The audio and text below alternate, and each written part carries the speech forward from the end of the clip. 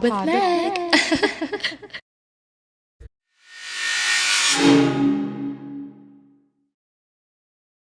All right. Hello, everyone, and welcome to my podcast, Pod with Meg. Get it? Me. Today, I have a very special guest. His name is Len May, and he is the CEO of EndoDNA, which is it's genetics, but really getting to the root of it. And I honestly am so excited to talk with Len today because I can't even explain it the way he will. He knows what to do. And without further ado, please introduce yourself, Len. Yeah. Thank you for having me on, Meg. Len May. I am the CEO and co-founder of EndoDNA. You're right. I mean, genetics is definitely something we do, but I kind of look at us as a decision support platform for healthcare professionals. So, one of the reasons why it's important to have this type of experience is because we want to collaborate with our healthcare professional for our own personalized health and wellness. And I always thought that starting with your genetics, what predispositions you have, allow you to know more about yourself and share that with the healthcare professional so you can collaborate or partner on your own healthcare journey. So that's one of the reasons why we started the company. And amazing. And I'm so glad you did. What inspired you to dive into the field of genetics and epigenetics? I was going to give you a little bit of my life's journey. Maybe that would help sort of explain everything. So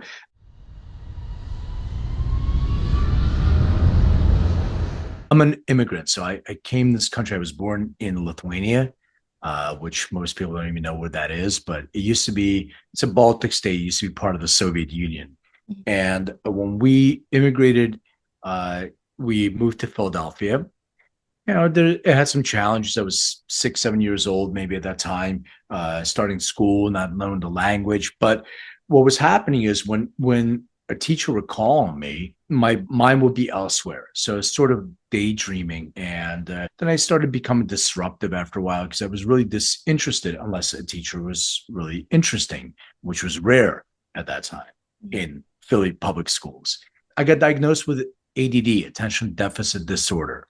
I wasn't a hyperactive kid, but I was the kind of kid that would, as I explained, that would daydream. And there's a couple of things I want to say. First of all, when somebody tells you you have a disorder, something is wrong with you, you start perpetuating that disorder. Now you feel something is wrong with you. The other thing is find out what that actually means. What does it mean to have ADD? Well, if you do your research, and I urge everybody, if they're told by somebody they have something, do your research. It means that I have a depletion of dopamine. He made me this collar so that I may talk. Squirrel! And the reason why you're always having these squirrel moments and you can't pay attention is because you're seeking that next squirt of dopamine. So as you go through your day, you get distracted because you think there's other dopamine things. So anyway, I was diagnosed with ADD and put on prescription medication. It all kind of sucked. But I was hanging out with some older kids and they asked me if I wanted to smoke a cigarette. I said, yeah, sure, I'll be cool. Smoke a cigarette. So I had one cigarette, which was really weird. Yeah, but it'll make sense in a minute. So I had the cigarette and they passed it around. I took a drag and doesn't taste like a cigarette because I was cool dabbling in cigarettes at that time. I do not smoke. Cigarettes are not advocated. One of the worst things you can do. But at that time, it was cool. So smoked a cigarette, took another drag, still didn't taste like a cigarette. They're laughing at me. And they put cannabis in a cigarette. So when I went back to class, if you can imagine, the windows that are in your browser, they're all open. You have a bunch of them. This is what happens in my brain. I have a bunch of browser windows, but when I consume cannabis, all the windows narrowed and I could focus. So I never really told anybody, but I was trying to seek cannabis and I got rid of all the prescription medication and cannabis became my medicine. And my parents didn't really like that too much. I really appreciate how you're able to kind of connect ADD to that situation and how it affected you, especially with the tabs. That's a beautiful way to kind of explain it. And I do want to ask, how do you think your early experiences has shaped your vision for EndoDNA and personalized wellness? Yeah, well, what happened was my parents ended up kicking me out of the house and, calling the cops to have me arrested. And the irony of this whole thing is, from being homeless, my parents actually did a complete 180 because they consume products my company has patents on Mm-hmm. for their conditions and stuff. And they became advocates. And it had to do with education, getting people to feel comfortable with with your consumption. But the idea is that everything is really a personal experience. When I was a kid, my grandfather had a stroke.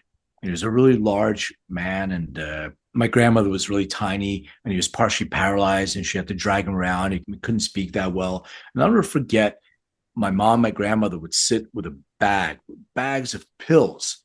And every month they would call, and the doctor's like, oh, we have to change the dosing of this. This interacts with this. So this experience of how do we know, instead of experimenting on ourselves with side effects and everything else, how do we know what works for the individual?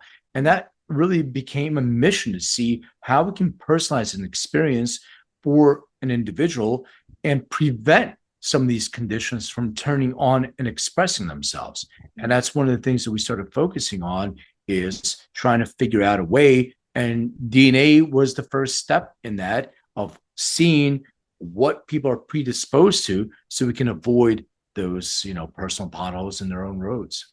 Yes. And yeah, I definitely believe, like you said, everyone has their own personalized journey. And I do want to go back a little bit. So, you mentioned being homeless and your parents kicked you out, I assume, after the cannabis use. Can you kind of explain to me how long were you homeless for, and when in that journey did you decide to start your company? I didn't decide to start my company till years later, but I had other companies. I was just about 18, somewhere 17. My parents called the cops. Female officers came, said if it was my son, I would kick him in the curb. My dad said, 5 minutes, go get your stuff. So I literally packed a suitcase with clothes. I had $500. That was all the money I had, a car, and he literally kicked me out the door. I stayed in motel rooms. So this is months. Stayed in motel rooms. I lived with a girlfriend I was dating at that time. Our parents let me crash there. Then I couch surfed in, different friends' houses for a while. And then my grandmother allowed me to stay on her couch. And then I got a job at this place called Tower Records, which is a big record store, and started making a little bit of money. And my grandmother helped me get a deposit for an apartment that was open up in the building that she used to live in. And it was a basement apartment, which was an interesting thing because every time it would rain, the thing would flood. It would suck out all the water from the carpet, but it would still be all moldy and smelly and roaches everywhere. So yeah, that was my journey until I was sleeping on my mattress. I didn't really have a bed, and I had a nightmare. There was roaches crawling on me, and I sort of wiped my face, and I heard somebody hit the wall, and there was a roach actually on my face.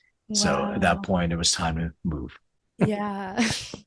Wow. That sounds so scary, and you're so strong for Yeah. enduring that. So, how would you explain the difference between genetics and epigenetics in a way someone Yeah. And I didn't understands? fully answer your question about starting my company. So I started a different company when I started college at Temple University, and I was going to physical therapy school, and I never worked as a physical therapist in my life. I started an internet company. I exited out of that, and I was sitting, and it was kind of comfortable. And my girlfriend at the time, who became my wife, who is now my ex-wife, she said, I got to get a real job. So I went to work for a company called Price Waterhouse, and then it was PwC. Then I was working for a venture capital company. And then from there, I went into real estate. I was a commercial real estate broker, and that brought me over from Philadelphia to Los Angeles. And I'll explain that story if you want to expound on it a little bit. But it's an interesting journey. It was so I'm 53, so it's been a long time coming. This journey started at 17, so I didn't want to condense it into like 2 minutes, but there's a lot more to tell. But anyway, to answer your question about genetics, so it's a really good question because genetics are misunderstood. So the first thing I want to say is 99.9% of us are identical. It's that 0.1% that makes a difference. And where does that 0.1% come from? So we get 50% of our DNA from our mother, 50% from our father. And the way our genetics communicate, so computers have this binary code, ones and zeros. DNA has letters, a C, a T, an A, and a G. They're called nucleotides. The combination of those letters are your genetic predisposition. So when you think about it, envision a big circuit breaker, a bunch of on-off switches. So we're born, we have about 20 to 25% of our DNA that's turned on. So things like our eye color, our hair color, our skin color.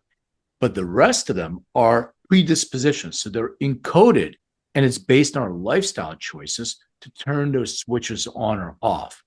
And that's called epigenetic expression, genetics and epigenetics. So what happens is there's a message that's sent to a cell to produce certain proteins to turn that expression on or off. So in your genetic journey, you have certain things that you can do in lifestyle to be able to control your epigenetic expression.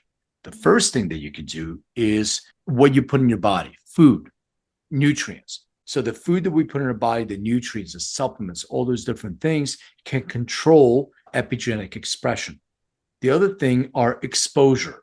So exposure to heavy metals, things like your x-rays, all kinds of different things like that, pesticides, they can actually affect the way epigenetic expression is done. The other thing is our own neurochemistry. What I mean by that is if you're prone to stress, you excrete a bunch of cortisol. Those neurochemicals can actually control our epigenetic expression as well. So my analogy to all this is usually a GPS system. So our ways are a GPS of life.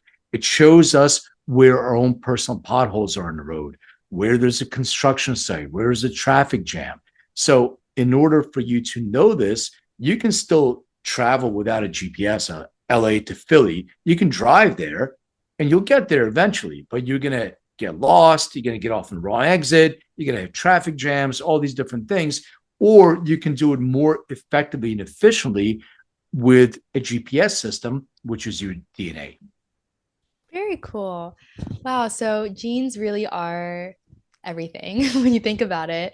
And so I do want to ask, can you walk us through what someone might learn from using EndoDNA? Like, can you share an example maybe? Yeah. So we first started our company looking at the endocannabinoid system. So we have a patent on the use of DNA to make recommendations associated with the endocannabinoid system. However, we expand a lot more from there. So I'll give you an expansion example and answer the question this way. So I had a doctor associate friend, Dr. Jennifer Berman, who's one of the top female hormone health and sexual health doctors in the country. She was on Oprah, Dr. Phil, etc. So she called me up. She's in Beverly Hills. And she said, Len, I'm having a couple issues. First of all, I'm seeing a lot of younger women, late 20s, early 30s, that are coming in with perimenopause symptoms. My personal belief, it has to do a lot with the hormones that are in our foods and our water supply, etc. The second thing she said, I'm having a lot of women that are coming in with a lot of adverse effects from their menopause symptoms. So things like hot flash severity, weight gain, all these different things. So brain fog, cognitive issues. She said, is there a way that we can get ahead of those things before they actually show up? So we created our menopause biotype test. So what you will learn from that is your genetic predispositions to, first of all, adverse effects of menopause, like the things I mentioned, weight gain, hot flash severity, hot flash frequency, brain fog, depression, all these different things. The other things are you predisposed to early onset menopause, so perimenopause? Do you have those genetic predispositions? Also, skin conditions. So what skin conditions you may be predisposed to, like early aging or early skin aging or eczema, rosacea, things of that nature. So now that you know this about yourself, what action can you take? Well, if a healthcare professional can suggest, prescribe bioidentical hormone replacement, BHRT, so you optimize your hormone levels. What about supplementation? What nutrients, what supplements can you take to be able to prevent some of these things from expressing itself? And they're already expressing themselves. What can we do to turn down that epigenetic expression of things like hot flash severity, etc. So that's how you bookend the experience. And the kicker of this is that our AI, we have a patent on that too. Our AI would learn that for Meghane, this protocol worked, and there's 100 people that are similar with your genetics that have taken this protocol. So the AI would suggest this protocol. And if the doctor modifies it, that's fine too, because the AI learns and says, okay, now we have a new pattern. And it's always making those suggestions and always learning. Very cool. So, would you say, well, actually, it's a better question. What role do genes do you think play in determining our health and behavior? So it's a really good question. So genes are, like I said, they're sort of our GPS unit of life. They predict a lot of different things that show up in our own personal health and wellness, mental health, physical health, etc. Even predispositions to diseases. We may already have them inherently in us, but it doesn't mean they can turn on. You can have an alcohol dependence gene. And if you know this about yourself, maybe you drink in moderation and maybe you can skip that epigenetic expression. And the gene, it's called COMT, COMT. So that gene, they call it the warrior gene. So somebody who worries a lot or somebody who's a big warrior. So the example that I brought up from my friend, he was an NFL offensive lineman, and he was on the warrior side. And what he was explaining to me is when 300-pound linemen charge at him full speed, he's in flow. Everything is slow. Everything is calm. He can block. He knows exactly what he needs to do. He's an autopilot. No stress, no anxiety. When he's home and the birds are chirping, he opens up the window. It's a beautiful day in LA. That anxiety starts building because he needs that type of warrior energy. And you can find ways to get around that, but that's an explanation of how, certain genetics, epigenetics show up in the world based on what you're predisposed to. That's very interesting. That kind of makes me think of, I know certain friends, me, who get very bored in relationships that are very calm, but in relationships that are chaotic, that's amazing. So do you think that's part of a gene thing or just? I don't know. I don't think so. I think it's part of codependency. Okay, so that's another subject. But thank you for sharing that. That's very helpful when you understand that our genes really do make up how we interact with the world. I also have heard things about sleep genes and how some people don't need as much sleep as other people. Yeah, how would you kind of explain that? Well, I mean, sleep is complicated. I just want to explain one thing about polygenic versus single genes. So sometimes it's a combination of many different genetic markers, and they're called SNPs, single nucleotide polymorphisms. So these are genetic predispositions that you can actually control the expression of. So for genes that relate to sleep, it could be several different genes. So it's about the quality of the sleep that you get, sometimes more than the quantity. You can sleep for 8 hours a night in a state that doesn't give you the restful theta, delta, the recovery sleep. And if you're not sleeping that recovery sleep, you can sleep 8 hours and still feel tired. But you also have genetic predispositions for people that are getting really good quality sleep. So you can sleep 5-6 hours a night, but you're getting that REM, you're getting that theta, you're getting that recovery sleep. And when you wake up, you feel more refreshed. The other thing that affects sleep when I talk about polygenic is maybe things like stress reactivity. So there's a gene for stress reactivity. So depending on how you react and respond to stress, you can actually be producing more cortisol during the day. So what happens? So first of all, you're stressed and you have that stress. In addition, the cortisol stays in your bloodstream longer. And if it stays in your bloodstream longer, it makes you more acidic, lowers your pH level. So now your immune system can overreact to that and create inflammation. So now you feel your body hurts. You have inflammation in your joints, ankles, knees, hips, neck, back, etc. And if you have predisposition to gut health issues, it can move into your gut health. So now stress is affecting your gut health, where you may have predispositions to as well. So when you're going to sleep and you don't address your stress during the day, and you have a predisposition to something called bruxism, for instance, which is grinding your teeth or clenching your teeth. Well, if you're doing that while you're sleeping, you're not getting your good restful quality of sleep. So you're expressing your epigenetic bruxism, grinding, clenching. Now, when you wake up, you don't feel rested. you have some agitation and you have that anxiety again. You're on this hamster wheel over and over and over, and you're not getting good quality sleep. You're not addressing things during the day. You're not meditating, you're not taking care of yourself. And, people burn out. And so that's an example.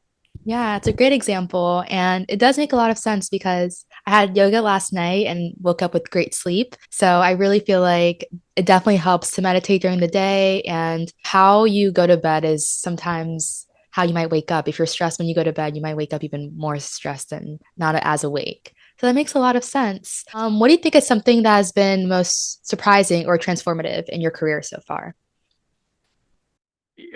Sort of give a lesson to people in a way. I think that we need to understand that this too shall pass. Mm, So everything is a surprise. Everything you think is going to happen, it's not going to happen the same way you think it's going to happen.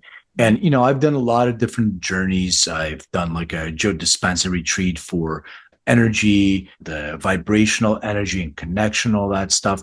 And as much as you want to manifest, and I'm a big believer in that, but sometimes things don't go your way. Sometimes life gets in the way. And if you focus on that, you're actually lowering your vibrational frequency and you're preventing those things to manifest themselves. So there's always light somewhere. So seek what is light instead of focusing on the situation that may be a little bit dark. And unfortunately, maybe it's something that's going on in the world. I don't know. It's, and I don't mean to be a bummer, but there's been last 6 months, my daughter in her school, there's a bunch of people that, committed suicide. wow. And I just want to express that there is light. We're given this gift, and this gift of life is an amazing gift, and it's really short. And if you're able to leave something behind better than when you got here, it's a wonderful thing. And if you're not, just the hope and the glimmer that there's a little bit of sliver of light there, it gets that faith going and gets you past those experiences. I sort of flippantly said, it's not genes, it's codependency, but relationships are really important in our mental and physical health. Yeah. So if you're finding a pattern of relationships that you keep attracting, you're the common denominator. So instead of pointing fingers of, it's in their genes, they're this, they're that, who am I? What am I doing? And be the best version of yourself. And maybe you can help yourself attract people that are vibrating at your frequency. That's very true. Yes. My favorite quote is life is coming from you, not at you. And I think that is very, very true. And a lot of times it's quality over quantity. It's not about the amount of people you might have in your life. It's about having good people around you and good energy. So I definitely relate to that. And we kind of talked a little bit about dopamine. Could you explain to me how dealing with ADD and how you've kind of started to relate dopamine? Because in this book I'm reading, it says the I'll be happy when syndrome. So it's like people think they'll be happy if they do a certain drug, take a certain job, date a certain person. Can you kind of explain how that is affected by genes? Yeah, a lot of those things are not sustainable. They're just quick hits. And ADD is a depletion of dopamine. But I wanted to talk about the stigmas that we give to these exogenous substances. I'll start with cannabis since we started talking about that. It's not about the plant. It's not about the substance. It's about our internal chemistry. Kind of take a look at evolution, because as we evolve for millions of years, there are certain things that we used to have that we no longer have as part of our bodies. Or your bodies evolve too. So what do we need an appendix for? Maybe there was a use for it at some point, but there's no use for it now, but it's still there. But we evolved with a lot of these receptors, and we have these endocannabinoid system receptors in our bodies and our brains. And by the way, the endocannabinoid system is our primary modulating system. It's responsible for homeostasis, for maintaining balance. And it's really unique, and it's only been discovered in 1992. So it's a newly discovered system, and it gets signals from the other systems, sends it up the central nervous system like salmon swimming upstream. And your brain then decides which endogenous, that means we produce ourselves, endogenous endocannabinoid to release. So the two that the endocannabinoid system uses are called anandamide. So the word ananda means bliss in Sanskrit. So these are bliss molecule. It's the one that we get when we get the runner's high, when you're meditating, you're doing yoga. And also, if we consume the plant, delta 9 THC binds to your CB1 receptor and releases that anandamide, feeling euphoric as well.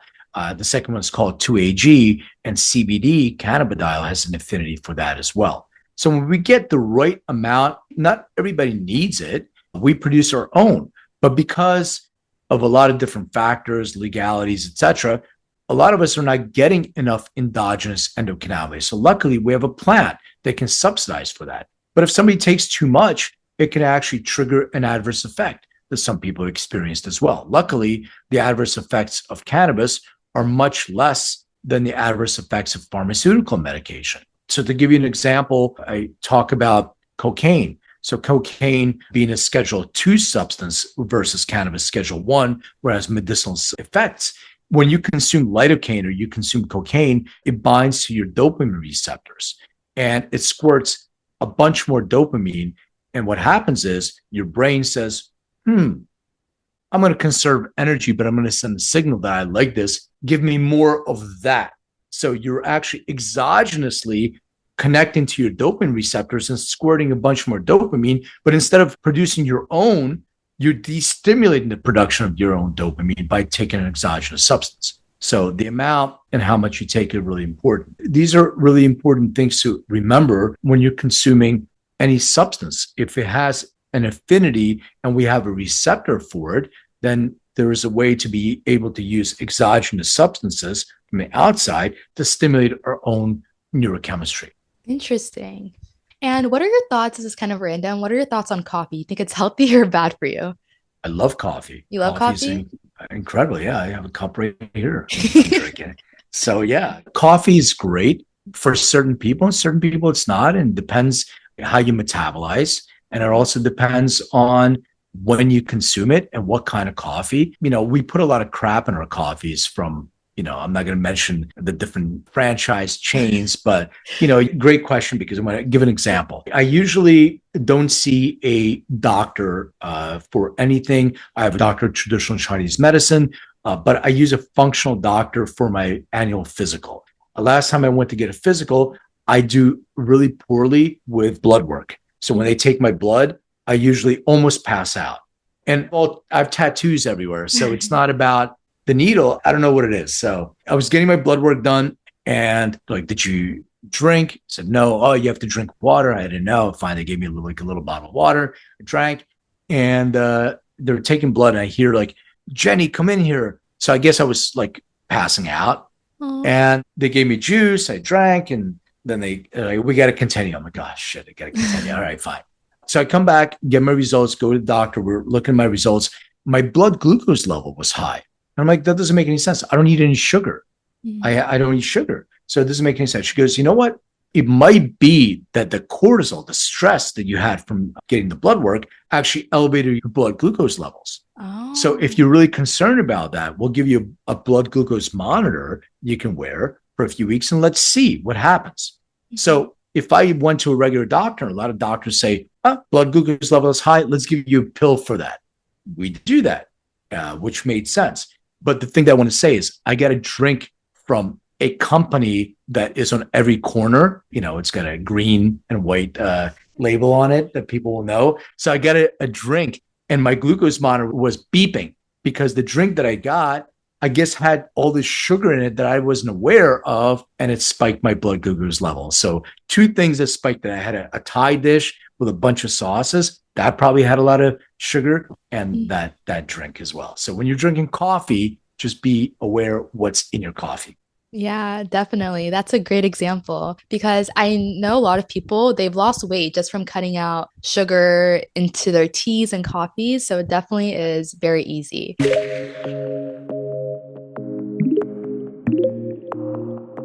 Well, thank you for sharing. And just to wrap up, can I ask you, what are some wellness things you do for your personal journey to help you feel good? Well, so wellness is both mental and physical. So the first thing I do, I'm a guinea pig for every test. So whole genome, so understanding what my deficiencies are. So I supplement for those. So supplement with supplements and also food. So things like, calcium, vitamin C, vitamin D, omega 3s that feed your brain. Really, really important. In addition to that, I haven't eaten meat in like 16 years. I do eat fish, wild caught.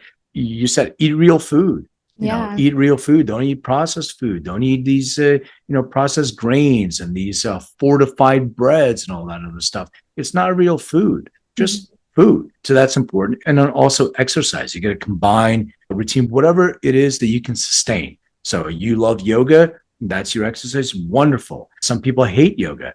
Okay, so don't do it. That's fine. Find whatever works for you. I like to hike. Luckily, I live in LA, so I have the opportunity to do that almost all year round. A lot of snakes are out now, so if you're doing that, be really careful. LA issue, I guess. And then weight training, resistance training. As you get older, your bones, you start getting brittle bone, you start deteriorating muscle mass. Men go through andropause, which is the male version of menopause. So the more resistance training you do, the more you can retain your muscle mass, you can retain your bone density. All those different things are important. So do, measure, adjust, do again. And that's really important. Very nice. Well, thank you for sharing. I really appreciate talking to you today. We're almost out of time, but I really, really appreciate and learned so much about epigenetics and genes and everything. And I love your energy. Please let us know where we can find you and if there's anything else you want to share. So thank you so much for saying that. Our corporate website is EndoDNA, ENDODNA.com. I'm all social, Len May or Len May DNA. I have a book. It's called Making Cannabis Personal. You can get that on Amazon, wherever you get books. I have a podcast called Everything is Personal. And if you find me on social, I also do something called Record of the Day. So I have a huge vinyl collection. I'm a big music person. So whoever can see, you can see that behind me. So I pull a vinyl, I'll play it. I'll share that as well. And I also do some one-on-one coaching for people. I have a site called lenmaycoaching.com. So I'll do your DNA test. We'll go over your results and we'll get you a personalized protocol as well. So thank you. Wow, that's amazing. I would definitely take life advice from you and coaching from you. You're great. And I really appreciate you talking to me and joining me today. And thank you so much. And yeah, do I have any more questions? If you're watching, thank you. Thank you. Follow Len, follow me, and Pod with Meg on all platforms. But yes, thank you again, Len. And I appreciate you. Wish you all the best and success with your career and everything. And yeah, thank you again. Thank you. All right. Bye. Have a good one.